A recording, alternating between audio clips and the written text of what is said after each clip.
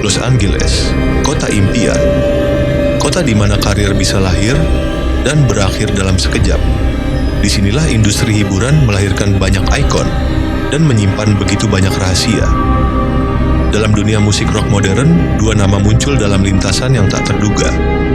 Emily Armstrong, vokalis dengan suara bertenaga dari band Dead Sarah, dan Linkin Park, salah satu band paling berpengaruh dalam sejarah musik alternatif.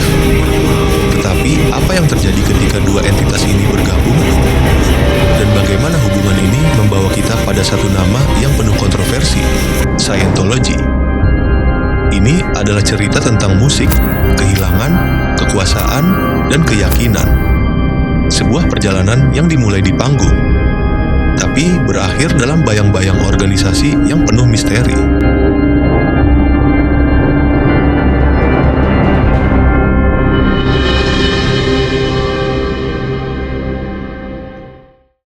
...20 Juli 2017, dunia musik hening seketika.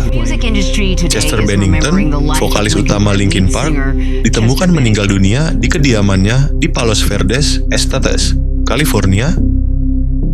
Kabar kematiannya mengejutkan publik dan menimbulkan duka mendalam di antara para penggemar.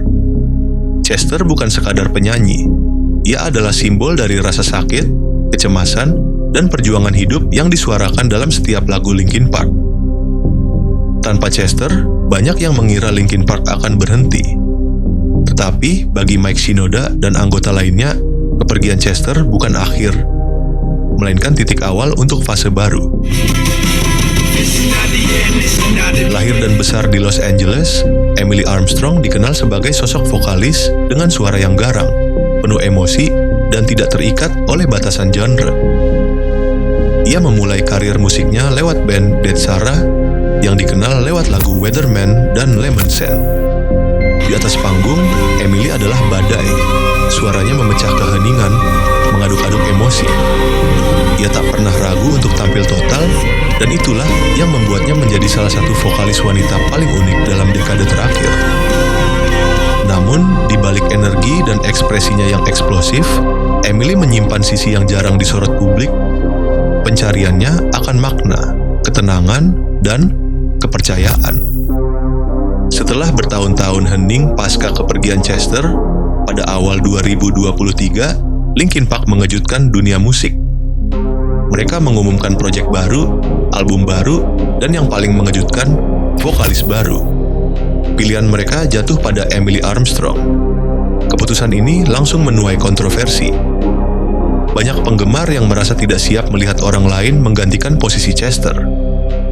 Namun, Mike Shinoda menegaskan, Emily tidak menggantikan Chester, ia membantu Linkin Park menulis babak baru.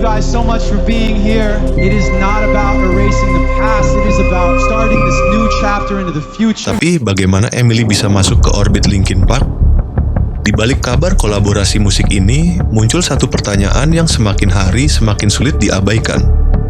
Apa hubungan Emily Armstrong dengan Scientology? Bagi sebagian orang, Scientology hanyalah aliran kepercayaan baru. Namun bagi yang lain, ini adalah organisasi kuat yang memiliki pengaruh besar di industri hiburan. Emily dikabarkan beberapa kali menghadiri acara eksklusif di Celebrity Center International, markas besar Scientology di Hollywood.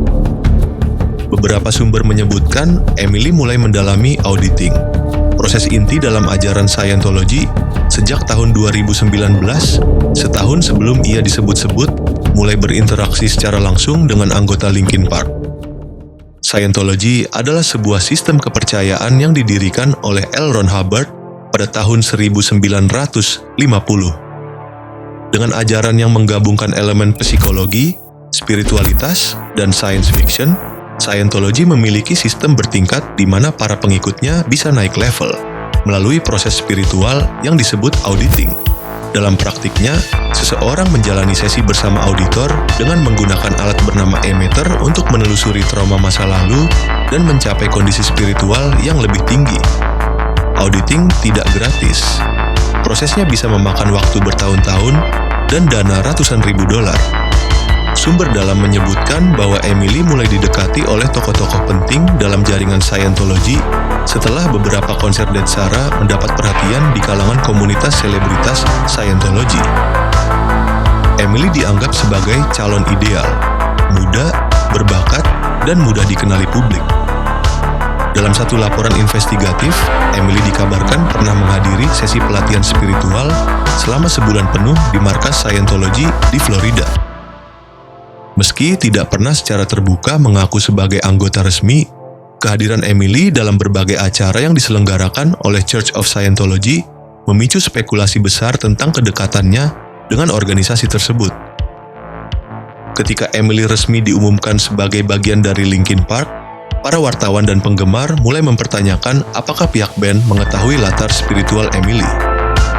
Dalam sebuah sesi Q&A terbatas, Mike Shinoda menjawab, "Kami mencari seseorang yang otentik, yang bisa membawa energi baru tanpa kehilangan nilai asli dari band ini. Kami tidak mencampuri urusan spiritualitas seseorang.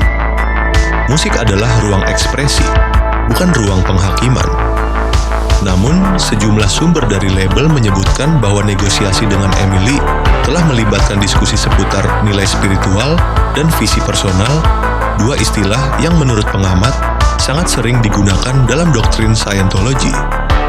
Setelah album kolaborasi pertama dengan Emily dirilis, publik mencatat adanya pergeseran dalam lirik dan nada musik Linkin Park.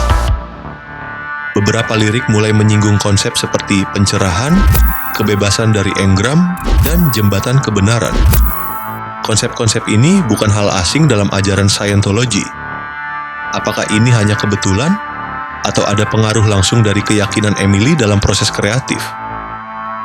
Reaksi penggemar terbagi dua. Sebagian menerima Emily dengan tangan terbuka, mengapresiasi kemampuan vokalnya, dan interpretasi barunya terhadap lagu-lagu klasik Linkin Park. Namun, sebagian lainnya merasa khawatir. Kalau benar Scientology ikut terlibat, ini bukan lagi tentang musik. Dalam dokumenter Going Clear, beberapa mantan anggota Scientology mengungkap bahwa organisasi tersebut memiliki strategi untuk mendekati tokoh publik demi memengaruhi opini masyarakat. Menurut mereka, masuknya seorang artis ke lingkaran Scientology bisa jadi bukan keputusan personal semata, tapi juga bagian dari strategi ekspansi pengaruh. Seorang mantan auditor mengungkap, musik adalah sarana paling kuat untuk mempengaruhi bawah sadar. Scientology tahu itu. It's such an elusive quality. Scientology would offer a route to maybe feel a little bit more secure.